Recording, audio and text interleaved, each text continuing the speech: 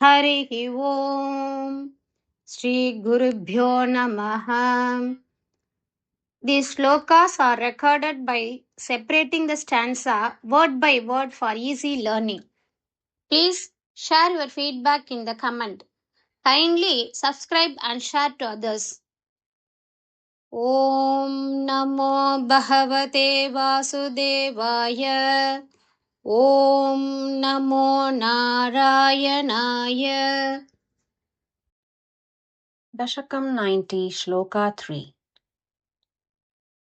Among the three forms of God, Trimurti, the form of Vishnu is a clear manifestation of pure sattva, that is, goodness and harmony. Brahma manifests mostly rajas, that is, activity and passion, with a little sattva.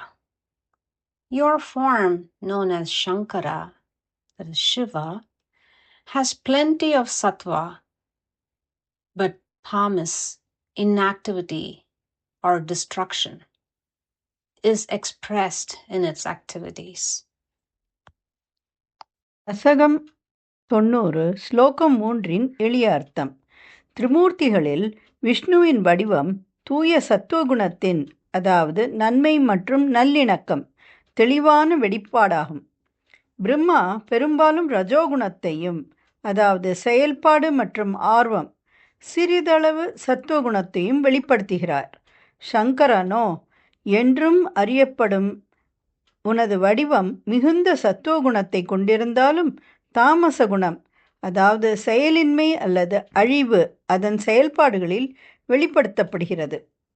ത്രിമൂർത്തികളുടെ 3 രൂപങ്ങളിൽ വിഷ്ണുവിന്റെ രൂപം ശുദ്ധമായ സത്വഗുണത്തിന്റെ വ്യക്തമായ പ്രകടനമാണ്. ബ്രഹ്മാവ് കൂടുതലും രജസ്സും അല്പം സത്വത്തോടെയും പ്രവർത്തിക്കുന്നു. ശിവൻ ധാരാളം സത്വമുണ്ട് എങ്കിലും അധികം തമസോടുകൂടി പ്രവർത്തിക്കുന്നു.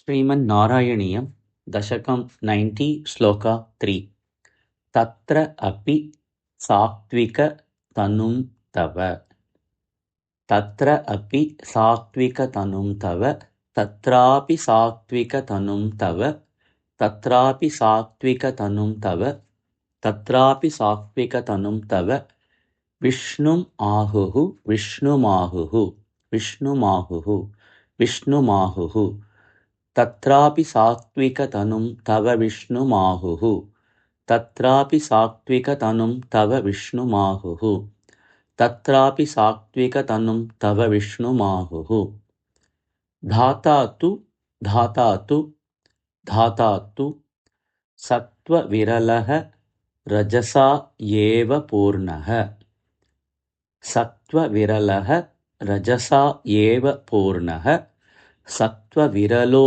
रजसैव पूर्णः सत्त्वविरलो रजसैव पूर्णः सत्त्वविरलो रजसैव पूर्णः धातातु सत्त्वविरलो रजसैव पूर्णः धातातु सत्त्वविरलो रजसैव पूर्णः धातातु सत्त्वविरलो रजसैव पूर्णः तत्रापि सात्विकतनुं तव विष्णुमाहुः धातातु सत्त्वविरलो रजसैव पूर्णः तत्रापि सात्विकतनुं तव विष्णुमाहुः धातातु सत्त्वविरलो रजसैव पूर्णः तत्रापि सात्विकतनुं तव विष्णुमाहुः धातातु सत्त्वविरलो रजसैव पूर्णः सत्त्व उत्कटत्वम् अपि सत्त्वोत्कटमपि सत्त्वोत्कटमपि सत्त्वोत्कटमपि च अस्ति तमः विकार चास्ति तमो विकार चास्ति तमो विकार चास्ति तमो विकार सत्त्वोत्कटत्वमपि चास्ति तमो विकार सत्त्वोत्कटत्वमपि चास्ति तमो विकार सत्त्वोत्कटत्वमपि चास्ति तमो विकार चेष्ट आदिकं च चेष्टादिकं च चेष्टादिकं च चेष्टादिकं च तव शङ्कर नाम्नि मूर्तौ तव शङ्कर नाम्नि मूर्तौ तव शङ्कर नाम्नि मूर्तौ चेष्टादिकं च तव शङ्कर नाम्नि मूर्तौ चेष्टादिकं च तव शङ्कर नाम्नि मूर्तौ चेष्टादिकं च तव शङ्कर नाम्नि मूर्तौ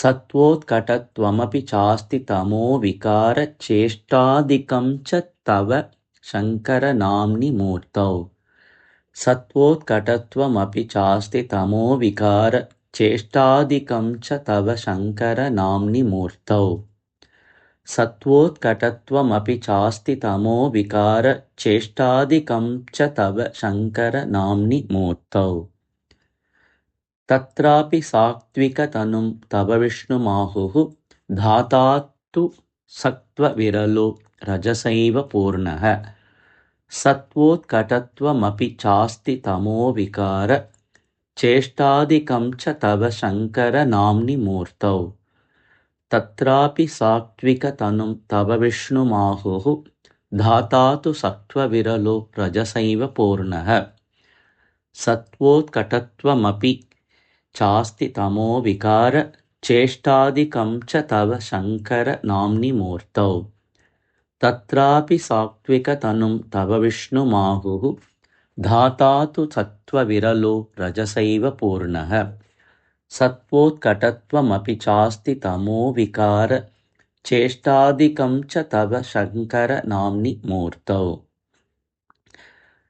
तत्रापि सात्त्विकतनुं तव विष्णुमाहुः धाता तु सत्त्वविरलो रजसैव पूर्णः सत्त्वोत्कटत्वमपि चास्ति तमो विकार चेष्टादिकं च तव शङ्कर नाम्नि मूर्तौ तत्रापि सात्त्विकतनुं तव विष्णुमाहुः धाता तु सत्त्वविरलो रजसैव पूर्णः सत्त्वोत्कटत्वमपि चास्ति तमो विकार चेष्टादिकं च तव शङ्कर नाम्नि मूर्तौ तत्रापि सात्त्विकतनुं तव विष्णुमाहुः धाता तु सत्त्वविरलो रजसैव पूर्णः सत्त्वोत्कटत्वमपि चास्ति तमो विकार